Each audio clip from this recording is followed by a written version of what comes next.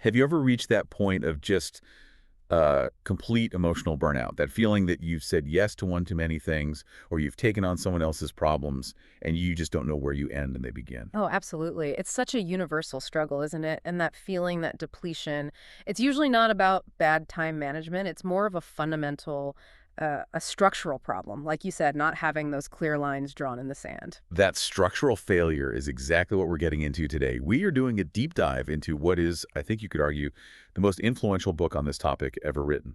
Boundaries. When to say yes, how to say no to take control of your life.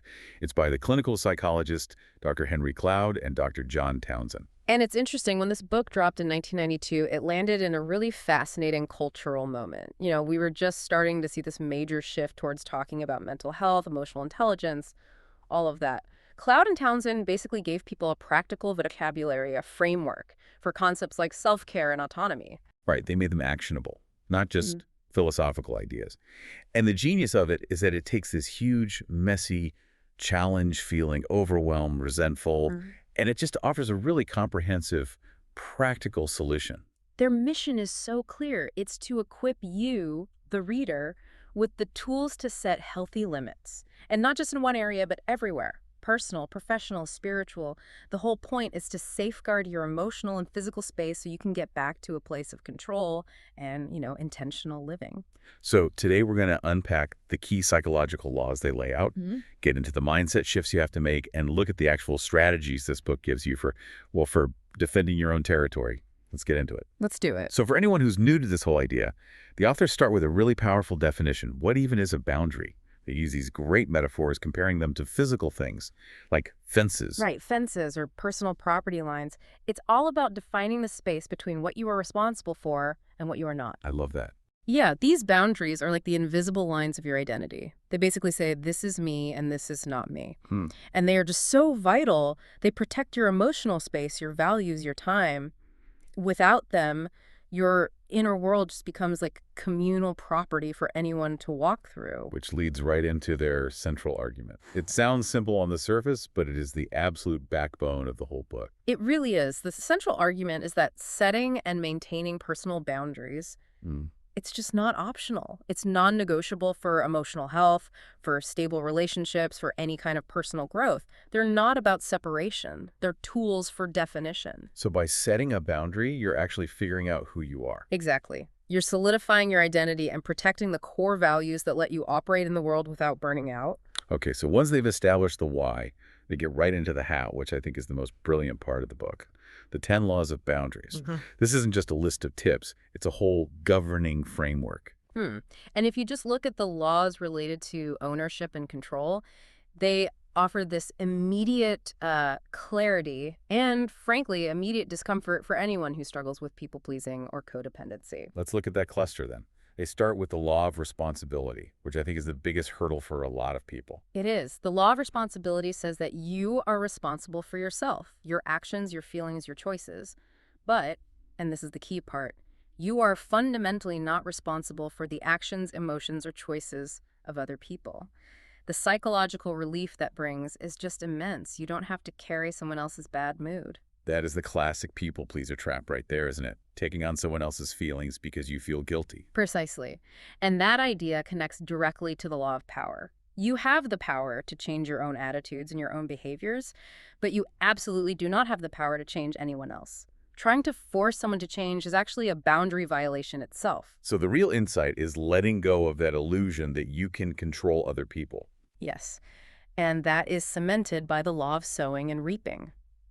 Actions have to have consequences. For people to learn and grow, they have to take responsibility for those consequences, for the reaping. The authors are so clear on this. When you shield people from the natural, painful results of their choices, you're not helping them. You're actually undermining their growth and your own boundaries at the same time. It sounds like those first few laws are all about internal work, right? Managing yourself and recognizing your own limits. But how do you take that internal clarity and use it when you're facing pressure from the outside? That's where communication comes in, and where the other laws, like the law of motivation, become so important. True freedom, they say, comes from making choices out of love and conviction, not out of fear. It's the ultimate challenge to the people pleaser. Are you saying yes because you genuinely want to, or because you're scared of what will happen if you say no? And that fear-based yes is what always leads to resentment.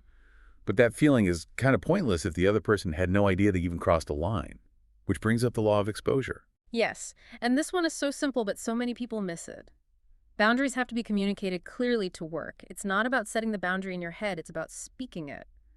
Unspoken boundaries are basically guaranteed to be ignored. You have to use your words. And what's so powerful about the book is how they then take these principles and apply them to every part of your life: family, spouse, work, kids. And they categorize the problems into these helpful buckets, which helps you diagnose what's actually going on. Most boundary problems fall into one of three categories: compliance, avoidance, or control. Can you break those down really quickly? Yeah. Because I think that distinction is so helpful. Sure. Compliance is the chronic yes-sayer. You agree to things you don't want to do, usually to avoid conflict. Your boundaries are easily invaded. Avoidance is the opposite. You build these high, thick walls and just withdraw from everyone. You end up rejecting healthy connection along with the bad stuff. Okay, and the third one? Control. This is the person who tries to manage everyone else, believing that if they can just control their environment and the people in it, then they will be safe and get their needs met. Recognizing which one you lean towards, the passive one or the aggressive one, that's the first step to fixing it. Yeah. That framework alone is worth the price of admission. Okay, let's zoom out a bit. Beyond the mechanics to the more philosophical side of things, this is where it gets really interesting for me. Yeah, the major theme here is just so liberating. Boundaries show you what is within your control and what is not.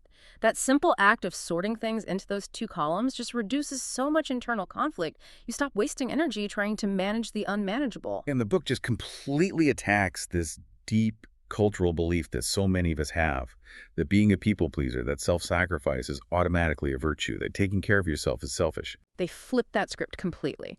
Cloud and Townsend define taking care of yourself as a prerequisite for caring for others effectively. If your own emotional cup is always empty, you have nothing healthy to give anyone else. Not without resentment, anyway. That's the foundation of real generosity. It's also so important to remember that these aren't static. They're not set it and forget it rules. Absolutely not. A boundary that worked for you in your 20s will probably fail you in your 40s. Setting boundaries is an ongoing process of refinement and adjustment. It's like tending a garden, not building a wall. And when you compare it to other big self-help books like, say, The 7 Habits, which is all about productivity, boundaries is different. It really prioritizes the emotional and relational side of things first. It's about being healthy, which then allows you to be effective. Exactly. Health is the platform for everything else. Okay, let's get really practical. For someone listening who wants to start making a change today, what are the key techniques?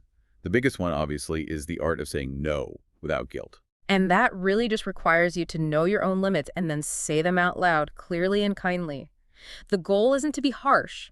It's just to be clear about what you can't do, so you have the energy for what you must do or what you truly want to do. But people are going to test that no. They're used to you saying yes, so the authors are clear that just saying the word isn't enough. No, it's not. The follow-through is implementing consequences when a boundary is crossed. And this isn't about punishment or manipulation. A healthy consequence is just the natural, stated result of someone disrespecting the line you drew. Can you give us an example of what that looks like? Sure, let's say you tell a relative, "I'm happy to talk, but I will have to end the call if you start criticizing my spouse." And then they do it. The consequence isn't yelling at them. It's simply saying, like I mentioned, this is a topic I can't discuss. I'm going to hang up now, but let's try talking again tomorrow. It reinforces the boundary without aggression. It's a result, not revenge. That clarity is so powerful. So for someone listening who wants to start this, like tomorrow morning, what are the smallest first steps? Start with a daily self-assessment. Just check in with yourself. Before you commit to anything, ask, what's my emotional energy level right now? They suggest you treat your energy like a bank account. You can't write checks, you can't cash. And that self-awareness is the first step. And then I guess you just have to practice. You absolutely have to practice. Start small. Say no to low-stakes things. Turn down an extra task at work that isn't your job. Delegate something. You build that muscle of assertiveness so that when the big, scary conversation comes, you're actually ready for it. And finally, they really emphasize reflection. Yes. At the end of the day, take a minute to reflect. Think about moments where your boundaries were tested. Maybe journal about why you complied or why you avoided it. And think through how you could handle it differently next time. The book even has tools like a boundary checklist to help you find your weak spots. That structure really does make an abstract concept like self-care feel like a real learnable skill set. It gives you a roadmap. So when we pull back and look at the whole thing, what's the one big insight we want listeners to take away? It's that boundaries aren't just about saying no.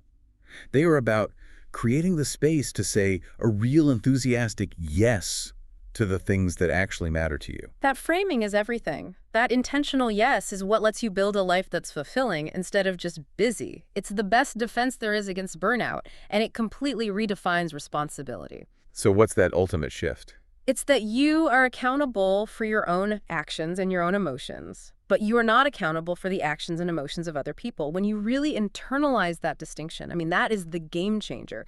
It frees you from so much misplaced guilt and wasted effort. The impact of this book is just. It's undeniable. It really encourages you to understand your own needs and then communicate them, which, counterintuitively, leads to stronger and more respectful relationships. It's a fantastic resource, but Yeah. I think you have to engage with it critically. Cloud and Townsend give you this wonderful general framework, these laws, but applying it can be, well, a little ambiguous in the real world. Ambiguous how? Where does it get tricky? The challenge comes when you have to balance this assertive boundary setting with, real cultural expectations of family harmony or your obligations at work. Deciding when to prioritize self-care versus a very real relational duty. That's not always a simple choice. The book gives you the tools, but you still have to use your own judgment to adapt them to your life, your values. And that's where the real lifelong growth actually begins.